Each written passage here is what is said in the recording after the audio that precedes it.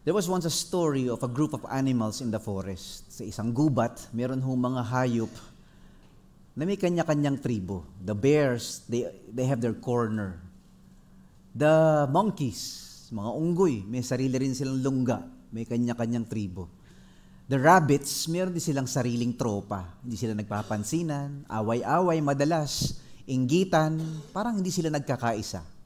At of course, merong owl na parang pinaka-leader, the wisest in the animal kingdom. So in this forest, one day, nagkaroon ho ng isang trahedya. There was an earthquake that shook the mountains and the rocks fell. Nagkaroon ho ng matinding landslide dahil ho sa earthquake na nangyari. Natabunan ho yung kanilang passage, the only passageway going to the outside world. So, natakpan yung lugar na kung saan pwede silang lumabas, pumunta sa palengke, pumunta sa ibang mga bayan. So, they were panicking and they were upset and they were in despair. Nako, paano na yan? Hindi tayo makalabas. Nakulong tayo dito sa ating gubat. Paano na yan? And so, the owl, as the wisest among them, called for a meeting. Ting, ting, ting, ting. Meeting na mga hayop, mga kambing, mga tupa, mga kabayo. And the bear went out, the rabbits went out. Sabi nung bear, ako, dahil malakas ako, bubuhatin ko isa-isa yung mga tipak-tipak na bato na yan. And so sabi nung bear, sige, gawin ko na. Sabi nung owl, okay, you can try. So, pagbuhat sa isang malaking boulder of rock, okay. Pangalawa, okay. Pangatlo, ayoko na, hindi ko na. Pang-apat, libo-libo yung mga boulders of rock. Iba-ibang tipak na bato, hindi kaya nung oso buhatin lahat. Sabi niya, sorry, hirap pala. And so the monkey said, mataas ang aking mga pag-akyat. I can climb any height, any tree, any boulder of rock. So, sinubukan ng monkey na akyatin yung mga napakataas na landslide na ito. Pagdating sa tuktok, hingal na hingal siya. Wala siyang makita kundi puro mga tipak-tipak na bato. Sabi niya, wala. Hindi ko alam kung saan pupunta. So he went down and said, sorry, hindi ko alam gagawin. It didn't work. The rabbit said, I can dig a tunnel. Mahigaling akong maghukay ng butas. Hindi nyo ba alam sa akin, nag-training ang mga Hezbollah na yan. Gagawa ako ng tunnel. So, tinry niyang humukay, bumutas sa lupa, at gumawa ng tunnel. Kaso, pati yung mga bato nasa loob din, nasa ilalim din ng lupa. Sobrang bigat. Nakaharang. Hindi siya makatagos, hindi siya makalusot. And so, they were all desperate, and the owl said, I have a suggestion. Instead of doing it our way, why don't we work together? Mag-synergize kaya tayo. Mag-collaborate kaya tayo. Magtulungan kaya tayo. And so finally, they ended up working together. So si Bear, kaya niyang i-crush yung mga malalaking bato. Dinudurog niya para nang sa ganon, si Monkey makaakyat ng mas mababa at ituro niya kung saan pwedeng lumusot at pwedeng dumaan yung mga hayop, yung mga elepante at mga kabayo. Dito. At si Rabbit, ganun din. Nakahukay siya ng mga tunnel at nakakita pa siya ng mga lungga at mga lusutan. Minor tunnels, bigger tunnels where the smaller animals can pass and go. Pag lahat sila nakatawid na sa kabilang dulo, when they went to the other side and they gathered, sabi ni Owl, meeting na mga hayop. Si Unggoy, si Rabbit, si Kabayo, at si Bear. And in that meeting said, what did you learn? What lesson did you learn today? And they all said, we can accomplish great things when we work together. Alam nyo ba na ganoon din sa church? Na kapag tayo daw, pamilya ng Diyos, the Church of Jesus Christ, tayong mga magkakapatid sa Panginoon, kung tayo daw ay nagtutulungan at hindi nag-aaway-away, kung tayo daw ay nagtutulungan at hindi nagkakampihan, kung tayo daw ay nagtutulungan at hindi naglalaban-laban, mas magagawa natin ang pinagagawa ni Lord. Hello? Amen. So that's the lesson of 1 Corinthians chapter 1 for us. Ang ganda pala, ano? So you remember that we are going through a series starting this year. The next few months, we will wrestle and reflect and study the book of 1 Corinthians. Ang pinabagatang series natin ay Jesus is the answer. That means, the more tayong napapalapit sa Panginoong Jesus, tayo daw ay patuloy na nakikita natin kung paano tugunan yung mga problema, ayusin yung mga mali, at itama ang ating mga buhay at mga pananaw, at kaya natin magtulungan. Jesus seems to be the template on how to do ministry. It's the only way we can actually survive, the challenges of our lives. The only way we can actually navigate through the difficulties of our ministries is when we come closer to the Lord Jesus. Ayan, Kung maalala ninyo, so today, pag-uusapan natin yan.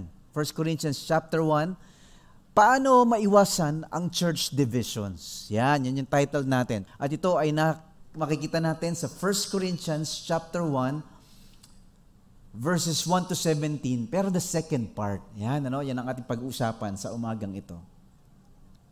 Kung maalala ninyo, ang 1 Corinthians ay nababahagi sa tatlong parts. The first part of 1 Corinthians is chapters 1 to 4. Can you show the slide, please? Ito ay patungkol sa mga divisions ng church. Kumbaga, marami silang away. So, ang letter ni Apostle Paul sa mga Christians sa Corinth is that we can be united even though we are different. Kahit magkakaiba tayo ng lungga, magkakaiba tayo ng tropa, kahit magkakaiba tayo ng tribo, isa tayo kay Kristo. Ang ganda! Beautiful! And then chapters 5 to 14, Apostle Paul addresses and engages with all the disorder in the church. Ibig sabihin, kahit na marami silang mga problema, maraming inggitan at alitan, higit pa doon, meron din silang mga issues. Meron din silang mga scandals. Merong mga Christians daw, yung kasama, hindi pala niya asawa. Merong asawa, iniwan niya yung asawa niya at sumama sa iba. At meron din silang mga pagtatalo tungkol sa pagkain, sa inumin, tungkol sa pananamit. At lahat, dami nilang pinag-aawayan. And so, that long chapters 5 to 14, is really about those issues. It's a call for purity and living correctly. And then finally, the book ends with chapters 15 and 16 about their doubts. Yan, meron silang mga pagtatanong at pagtataka. Totoo bang nabuhay si Jesus mula sa mga patay? Totoo ba na yung pagkamatay ni Kristo ay nakakabayad sa ating mga kasalanan? Totoo ba na tayo ay mabubuhay din muli? Is the resurrection real? Did Jesus really rose from the dead? Yan yung mga tanungan nila. And so that's 1 Corinthians series natin. Naalala nyo ba na ang Corinth is a wealthy city? Ang lugar ng Corinth is a powerful, wealthy, significant city in the nation of Greece. So sa bansang Greece, ang Corinth daw ay center of power, center of religion, center of wealth. Maraming mayayaman, maraming mga foreigners, maraming mga migrants, marami ding mga religions, maraming mga churches. Pero ang dami ding immorality. That's why the church is struggling because the influence of the world is creeping inside. Parang imbes na sila ay magningning, maging ilaw sa gitna ng madilim na bayan, madilim na lipunan, sila pa ngayon ay naapektuhan ng kadiliman. Lahat ng kalaswaan pumapasok sa church. Lahat ng immorality nakikita sa church. Lahat ng kayabangan nakikita sa church. Lahat ng mga pagnanasa na makabili nito, makabili noon, at magkaroon nito, magkaroon ng all the greed and the materialism and the obsession for money and the obsession for success and the obsession for beauty. Parang nakapasok sa church. Parang nalimutan nila kung sino sila. At nalimutan nila na sila ay dapat hindi sumasabay sa agos ng mundo, bagkus dapat sila ay nagsisilbing ilaw sa gitna ng madilim na lipunan. That's what happens, no? So the word Corinth sometimes is synonymous to the word scandal or to the word immoral or to the word carnal. Parang pag sinabing Corinthians, naku, makamundo. Naku, immoral. Madumi buhay. Puro basura ang ugali. So that's why the letter of the Apostle Paul to the Christians in the city of Corinth, mga taga-Korinto, medyo maanghang, medyo matalas, medyo mabigat. Kasi yung mga buhay nila pasaway. And so, in a sense, itong letter na to sa 1 Corinthians, parang para sa atin din, Parang warning din para sa atin. O anak, binago na kita, ayusin mo buhay mo. Huwag ka nang sumunod sa mga barkada mo. Yeah, that's Corinthians. O anak, pinatawad na kita, niligtas na kita, malinis ka na, huwag ka na bumalik sa basura. Yung bisyo mo, talikuran mo na. Yung asawa mo, balikan mo na. Iwan mo na yan, hindi mo asawa yan. That's 1 Corinthians. Whoa! Ang galing, Pastor Mike. So this is a series on all the problems we find in the church and among Christians. Kasi Christians tayo, hindi naman tayo perfect pa eh. Wala pa tayo sa langit. So meron tayong mga pinagdadaanan pa, mga struggle and temptations and weaknesses. Just like the believers in Corinth. Oh, ang galing. Kalabitin mo ngayon katabi mo, oy, para pala sa iyo ito eh. Para sa ating lahat po ito. The book of 1 Corinthians. Tandaan nyo to. Bilang mga sinners, saved because of the cross, we can have unity in the church dahil sa love, sa grace, sa wisdom, and power na meron tayo in Christ. Ibig sabihin, ang good news na tayo ay pinatawad at tinanggap ng Diyos, this gospel, this good news that we have been forgiven, we have been saved, ito talaga ang naghihilom ng mga sugat. This heals the divisions in the churches. Natitigil ang away-away, nababago ang buhay. Naayos ang, can you not yet show the slide please? Yeah. Naayos ang buhay natin kasi yung grace ni Lord, yung love ni Lord, yung awa ni Lord, nararanasan natin. And that is what unites us. It's common mutual experience of the grace of God. So today, we'll go through at least 3 important truths found in chapter 1. Ito yung una.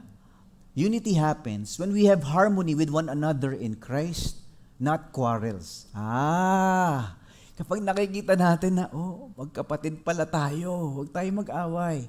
And then number 2, unity happens when we are centered on Christ, not on church leaders. Si Kristo, hindi dapat fans club lang ni pastor ganito at pastor ganoon. And number 3, today we'll talk about, ang ganda nito, unity happens when we focus on the cross of Christ, not mere human opinions. Kasi natatabunan minsan yung mensahe ng good news. The message of the cross of Christ, natatabunan ng mga debate at mga arguments at mga conflicts at mga opinions. Yan. So today we'll go through all of this. So let's begin. Ito yung una. Unity happens when we have harmony with one another in Christ, not quarrels. Kung meron daw pagkakaisa sa church, kung maayos ang ating pagtitinginan sa isa't isa at hindi pagkakakampihan. So ibig sabihin, kapag daw meron tayong pangunawa at tayo'y naiintindihan natin na tayo'y magkakapatid dahil kay Kristo, mababawasan daw yung yabangan, mababawasan daw yung pagkakampi-kampihan. Para nakikita natin na, isa naman tayo kay Kristo eh. Mahirap o mayaman, kapatid kita sa Panginoon. Filipino or Chinese or American or Korean, kapatid kita sa Panginoon. Matalino o hindi nakapag-aral, taga Forbes Park o taga Payatas, kapatid pala kita sa Panginoon. Ayan. So, the message of Corinthians is really all about magkakaiba tayo. Hindi pwedeng pare-pareho tayo, pero pwede tayo magmahalan, pwede tayo magpatawaran. We can live in harmony and unity in spite of our diversity. Let's dive into the verse. Beautiful. Beautiful. He says, I appeal to you, dear brothers and sisters, by the authority of our Lord Jesus Christ, to live in harmony with each other. Magmahalan kayo. Magdamayan kayo. Ayan, let there be no divisions in the church. Rather be of one mind, united in thought and purpose. For some members of Christ's household have told me about your quarrels, my dear brothers and sisters. Ang galing. So, parang alam ni Paul yung nangyayari sa kanila na, away kayo ng away. Tama na. Sabi niya, mga kapatid, dahil may authority ako galing sa Panginoon natin na si Jesus Christ, sinasabihan ko kayong lahat please lang, nakikiusap si Apostle Paul, no? Magkasundo kayo at tigilan ninyo ang mga pagkakakampihan. Magkaisa kayo sa isip at pagdedesisyon. Mga kapatid, may nagbalita kasi sa akin na nag-aaway-away daw kayo. So Paul appeals, although he has authority, he was humbly appealing to them. Yung ginamit dito na word na united came from the Greek word katartiso.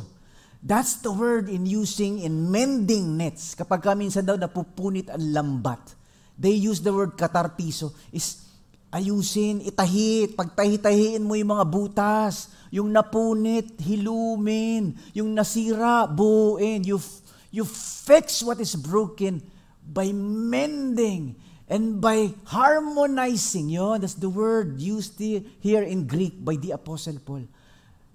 Meron kayong awayan, magpatawaran kayo, meron kayong hindi pagkakaintindihan, hilumin nyo yung sugat. You mend the broken nets. May napunit. Ibalik, ayusin. It's a beautiful word. Then he used another powerful, beautiful word. The word for be in harmony. Magkaisa kayo ng isip. Magkaisa kayo sa pagdedesisyon. He used the word be in harmony. This is the word used in the Greek for tuning. Gawin yung nasa tono. The imagery is like an orchestra with a variety of instruments. May violin, may guitar, may drums, may keyboard, may cymbals, may trumpet, iba-iba. Kapag ka daw lahat tumugtog yan, kanya-kanyang nota, kanya-kanyang diskarte, kanya-kanyang tugtog at ingay, para nakakabingi. Kaya sa chapter 13, meron na namang clanging cymbal and a noisy gong. Parang sa ingay, ang ingay. Ang gagaling tumugtog, pero walang harmony. Walang kwentang banda pala ito eh. Ayan. The Apostle Paul is describing, you make sure that you play in tune. Ayan. So that's the verb. The tuning together. Nasa tono. Magkakaiba. Hindi lahat tayo gitara, hindi lahat tayo trompeta. We're not all cymbals, we're not all drums. Magkakaiba daw tayo ng tribo, magkakaiba ng background, magkakaiba ng giftings. But we can sing a harmonious music together. That's the word. Be in harmony. That's the word for music. Tuning. Diba? Isn't it beautiful? Sometimes nabibless ako, no? In our church, once in a while, I see glimpses of this. I see the boss and the owner of the company sitting down with her employees and worshiping together. Ang ganda! Sabi ko, Lord, mga klase. Here's a multi-millionaire together with all the drivers and the helpers and the employees. He brings his manager. He brings his gym instructor. He brings his child's piano tutor. And they worship in the same place. Bihira ako makita yun, ha? Because in the Asian mind, we are a very hierarchical society. Shame-based, honor-based society. Hindi ako pwede maki-worship sa mga yan kasi mahihirap. Hindi ako kasama dyan kasi hindi naman namin kalahi. Hindi yan. Kasi hindi na nakagraduate yan. Ibang school yung mga yan. Naku, dito kami, kasama namin sa mga elite club, elite school. But you know what happens when we all encounter the grace and the love of God? Ay, grabe. Woohoo! Thank you, Lord. Sabi ni Apostle Paul, because of the cross, because of Jesus Christ, there's no more master or slave. There's no more free or in bondage. There's no more Jew or Gentile. There's no more Greek or Roman. Lahat tayo, iisa kay Kristo. Amen? Palapakan nga natin ang Panginoon. Thank you, Lord. And He echoes that sa 1 Corinthians chapter 1. Actually, there are at least 2 layers of unity that we can have. The first layer is we have the same doctrine. That means we have the same statements of theological beliefs. Jesus is 100% God. Jesus is 100% human. We are saved because of the cross. Kung wala ang dugo ni Jesus, walang pagpapatawad sa kasalanan. We believe that we are saved because of what Jesus did on the cross. That's common theology. But that's not enough. Sometimes we all know correct theology. We all know right doctrine. Pero away pa rin ang away eh. Why? Because the second layer, not only do we have the same doctrinal beliefs about the truth of God's Word, we also have the same encounters. We have the same encounters with the grace of God. We have all the same experience of the cross of Jesus. Lord, pinatawad mo ako.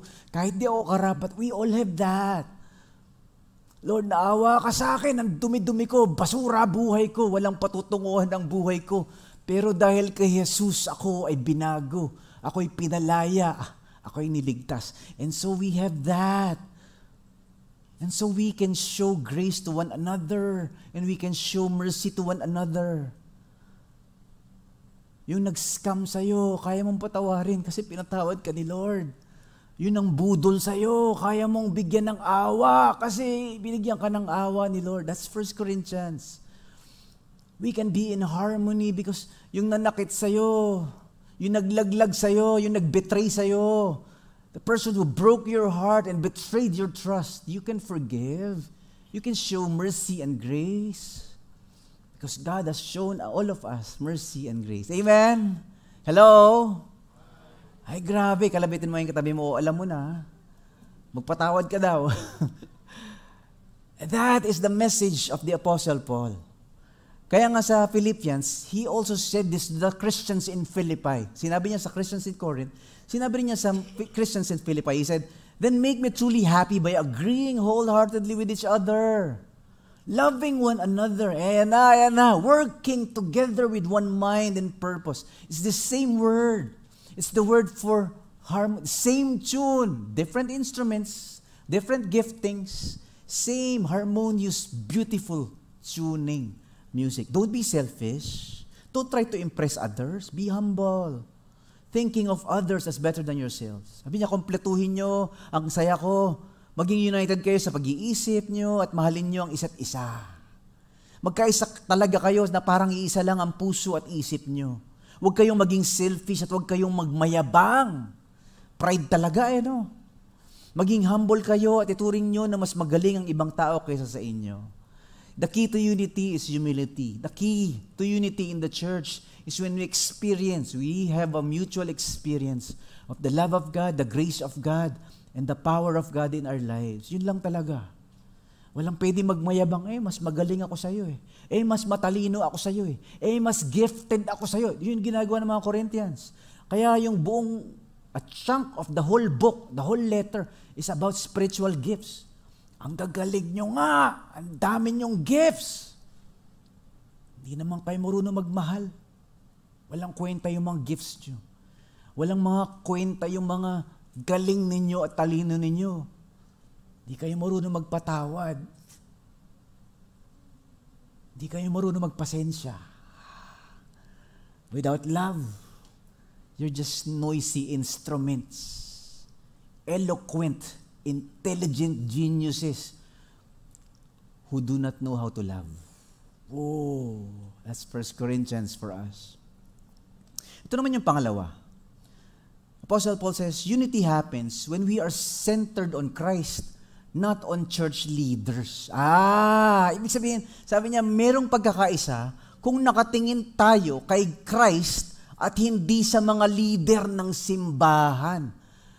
Kasi nangyayari daw sa Corinth, nagkakaroon sila ng kampi-kampihan. Ako, fans club ako ni Apostle Paul, wala kayo.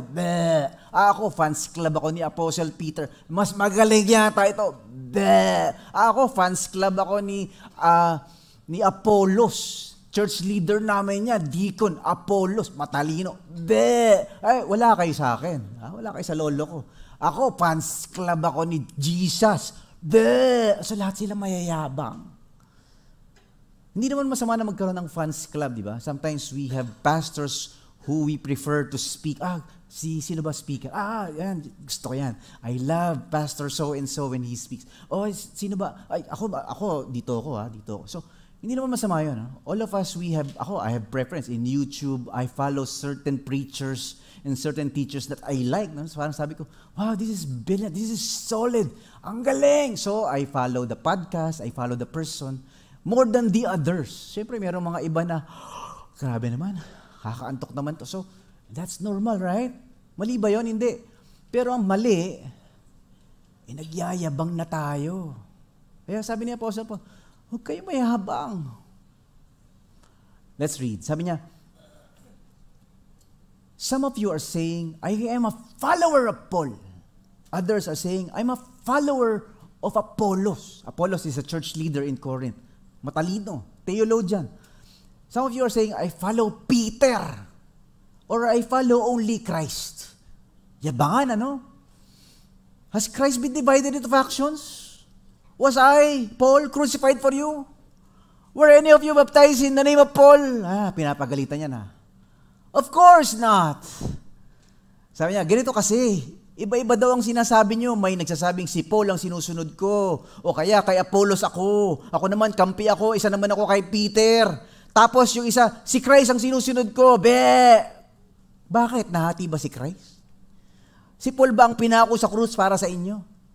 Binaptize ba kayo para maging disciple ni Paul? Grabe Wow.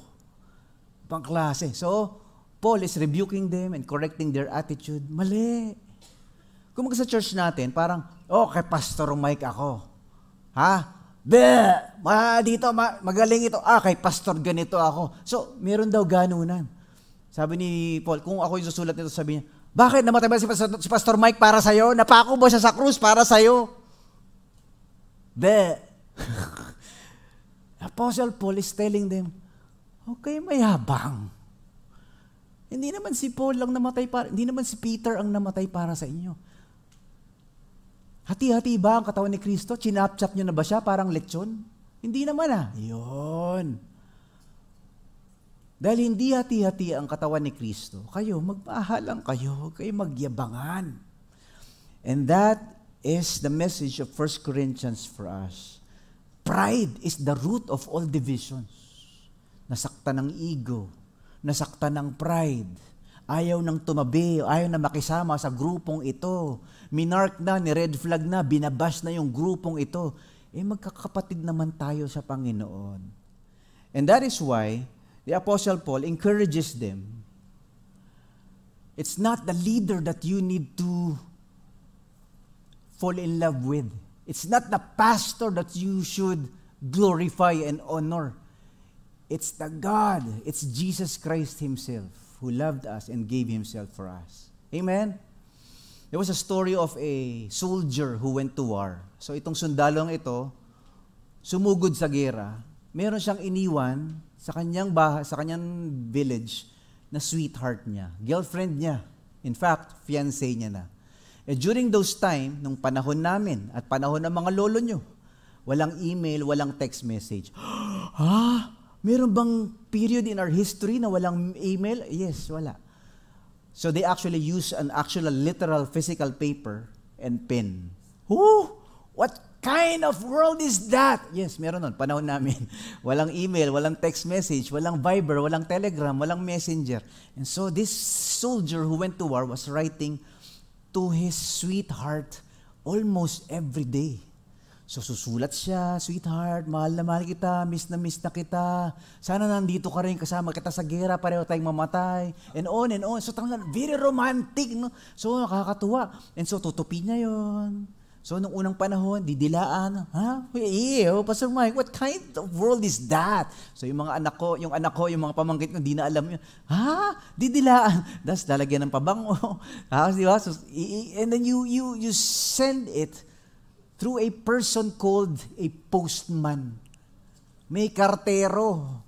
Kayo ba gumagamit pa ng kartero? LBC na lang, tsaka JNT. And so he will send it through the post office and through the postman, and the postman goes to his girlfriend's house, to his sweetheart's house, bring the letter. And so the girl was really in love, nakaka-in-love talaga every day, nananabik na siya.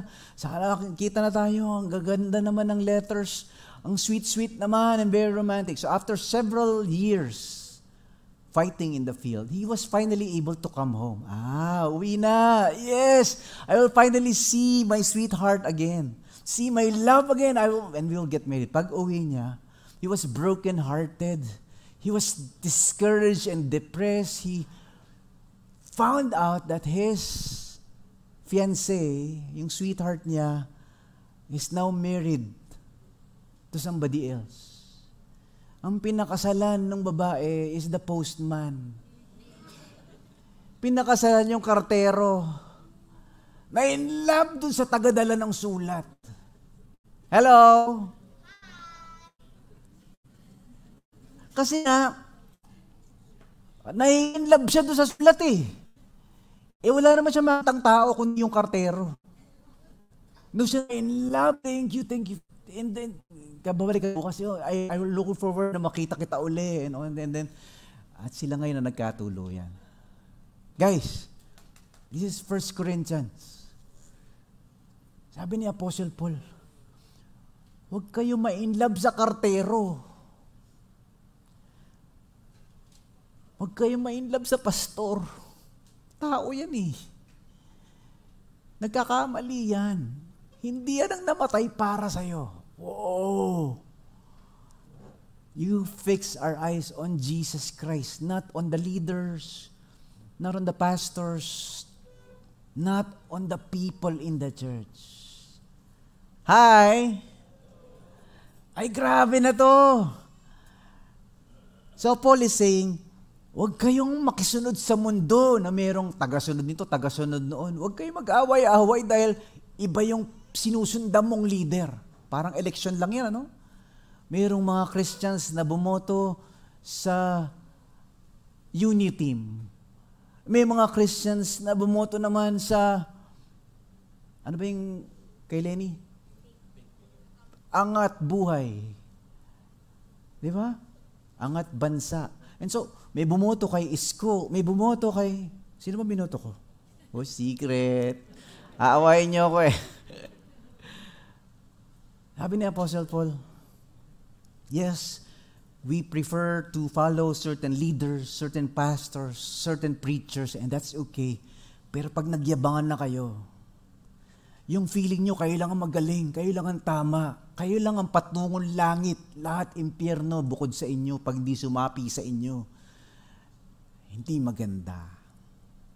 This is the third. Unity happens when we focus on the cross of Christ, not on mere human opinions. Ibig sabihin, merong pagkakaisa kung malinaw sa atin ang kahulugan ng cross of Christ. The message of the gospel is clear. The message of the gospel is center. At hindi mga maling opinion lang. Kasi, minsan, when we focus on certain teachings and certain opinions, and we forget that the central teaching is actually the cross. Yan, sabi ni Apostle Paul, pumunta ako dyan para hindi i-baptize ito, at para sumunod kayo dito, sumunod kayo sa akin, sumunod kay Paul. And sabi niya, I came to this church, I built this church, I started this ministry, because the center of the teaching is the gospel. The center of our messaging is the cross. Na tayo ay minahal ng Diyos kahit makasalanan tayo. Yun ang pagkawayan nyo. Yun ang tutukan nyo. Hindi yung, kailan ang rapture? Away. Debate. Nawawala ba ang salvation o hindi? Debate. Pinili ba ng Diyos o tayo pumili sa Diyos? Debate. Pwede bang uminom ng alak o hindi? Debate. Away. Ang Christian ba pwedeng magkaroon ba ng pastor na babae? Debate. Away. Sabi niya ni Apostle Paul, hindi yan! Ang totoong sentro, of course, we have difference of opinions on many matters. But the center of the message of the church is, tayo'y makasalanan, minahal ni Lord, pinadala si Jesus Christ. Dahil kay Jesus, tayo'y pinatawad. We have hope because we have the cross. And that is the center. Yun yung mahalaga talaga. And that is what unites us. Sabi niya, for Christ did not send me to baptize, but to preach the good news. And that not with clever speech, for fear that the cross of Christ would lose its power. Matatabunan kasi yung cross eh. Matatabunan yung gospel. Matatabunan yung good news pagka nagpagalingan, nagpa-impressan tayo ng kung ano-anong kwento, kung ano-anong opinion, kung ano-anong mga teaching na, pag ininom mo ito, haba buhok, pag kinain mo ito, gaganda ka. So kung ano-ano daw mga hinahalo, natatabunan talaga yung central message. Hindi ako pinadala ni Christ para magbaptize, pinadala niya ako para i-preach ang good news, ang gospel. Sa simpleng paraan na naiintindihan at hindi kailangang magpa-impress pa. Ginawa ko ito para hindi maagaw ang atensyon sa kapangyarihan ng pagkamatay ni Christ sa cross. It's amazing, ano? Paul is inviting us to understand that yes, we have differences. Yes, we can disagree on many issues. Politics, theology, interpretations. Yes, we can have different and diverse views and opinions and insights, and we can, have healthy disagreements and healthy dialogue and healthy debate. But one thing is for sure, that what unites us is more stronger and more beautiful. Yung nagpapaisa sa atin, yung nagbibigay ng pagkakaisa sa atin ay mas malakas, mas maganda, kumpara sa ating mga opinyon at interpretasyon at mga alitan at mga debate at mga hindi pagkakaunawaan. And that is the message of the cross. Yung pagmamahal ng Diyos na pinakita sa pagkamatay ni Jesus. Amen? Thank you, Lord. Palapakan natin ang Panginoon. Praise God. So remember, bilang mga sinners, saved because of the cross, we can have unity in the church dahil sa love, grace, wisdom, and power na meron tayo in Christ. Ganun talaga no? Pag naranasan mo yung pagmamahal ng Diyos, natututo ka magmahal ng iba kahit masakit. Yung asawa mo, napapatawad mo. Yung anak mo, napagbibigyan mo kahit na ang sakit-sakit at bastos ka usap. Yung kamag-anak mo, panayang chismis at laglag sa'yo. Pero nagpaparaya ka. Yung ka-office mate mo, na panay ang pambubuli at pagbabash sa'yo, na pagpapasensyahan. Kasi naranasan mo kung paano mahalin, patawarin, pagpasensyahan ng Diyos. And that is the key to unity. Hindi pag nasaktan ng ating pride at ego. Lord, bahala ka, Lord, pakibatukan mo na lang. Ayan, so, yun ang warning sa atin ng Bible, no? Do not take revenge. Vengeance is God. Ang Diyos ang gaganti para sa'yo. Uy, totoo yun, ha? Once in a while, I catch that. I sense that, ano? Parang, there were some people who would murder me in social media, people who will bash me and who will, spread lies about you. So talagang minsan, igaganti ka ng Diyos. We don't know how, hindi ko alam kung paano, pero one time there was this person who's really, really hateful and hurtful. Grabe. Binlock ko na, in-unfriend ko na, talagang kahit paano, nakakalusot pa rin, talagang, mamaya-maya, biglang may lumapit sa akin, Mike, may nag-message sa akin, Mike, yung person na ito, nabalitaan ko, may sakit daw. Sabi ng mga doktor, walang gamot sa sakit niya. Sabi ko, Lord, ginaganti mo ba ako? We don't know. But sometimes God works in ways and He vindicates you. Sometimes He works also to break you so that you become humble. And you become righteous. Uy, mayroong mga pagpapalo ang Diyos, ha? Naayos yung marriage mo, naayos yung buhay mo, naayos yung ugali mo. And that's 1 Corinthians for all of us. Huwag kang mayabang. Today, we talked about 3 important truths. Number 1, paano nga ba maiwasan ng church divisions? Unity happens when we have harmony with one another in Christ, not quarrels. When we are centered on Christ, not on church leaders. Okay lang na may fans club tayo, pero huwag kayo mag-away, huwag kayo magyabangan. Hindi namatay ang pastor na yan para sa'yo. Si Jesus namatay para sa'yo. And we focus on the cross of Christ, not mere human opinions. Several years ago, I was serving somewhere in the north, somewhere, a province in the north. So, Region 1 ho ang aking field assignment. That's Ilocos, La Union, Pangasinan. So in that part, I was helping a church. And this church, meron silang conflict. Meron silang division, merong away. Kasi dalawa yung pastor sa church na yon. So itong pastor na to, meron siya mga kakampi. Faction A. Itong namang pastor na to, meron din siya mga kakampi. Faction B. Nag-aaway yung dalawang pastor. Problema, sila lang nag-aaway. Sila lang ang may conflict. Ito nga yung mga tagasunod nila, nagkaka-conflict na rin kahit wala naman silang pag-aaway. Yung kaibigan ko nasa kabila, ba't mo ko inaaway? Kasi inaaway ng pastor ko yung pastor mo . Sabi ko, gulo naman natin. Wala ka namang ginagawang masama sa akin. Bakit tayo nag-aaway? So, yun ang problema pag mayroong mga kampihan at may mga factions. Madugo, masakit, magkakapatid, magkakamag-anak, magkakapamilya, magkakasama sa small group. Nag-aaway because of the leaders who are fighting. Finally, I saw with my own 2 eyes, finally, maghihiwalay na yung church. The night before they decide to break away, Pastor A knocked on the door of the house of Pastor B. Kinatok. Some of us went, the others went as well. The pastor said, "Pare, ayusin na natin to. Patawarin mo na ako. Inaamin ko naman mali ako. Pinapatawad na rin kita sa mga masasakit na salita na sinabi mo." They were both crying, the wives were crying, the children were crying, kasi talaga ang sakit-sakit na. They were hugging each other, and every one of us who saw that, there was not a dry eye. Lahat kami umiiyak. Kasi ang sarap.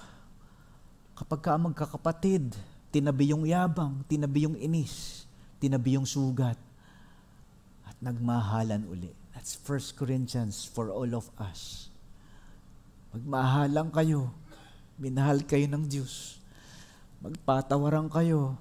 Namatay si Jesus sa krus para sa inyo. So we can be united. Not because we're good, not because we're perfect, but because we are recipients of grace, we can become bearers of grace.